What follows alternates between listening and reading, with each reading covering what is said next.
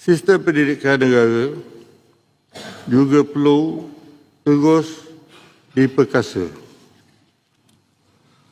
sebagai pembinaan bangsa, jati diri dan masa hadapan negara.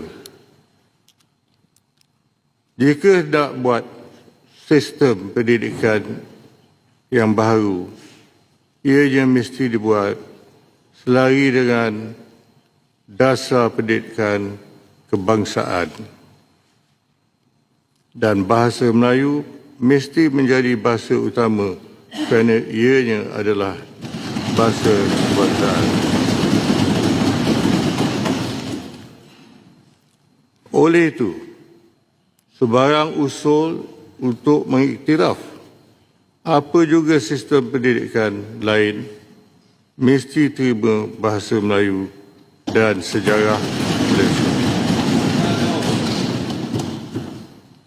Kalau ada yang tidak terima bahasa Melayu, lebih baik jangan duduk di Malaysia.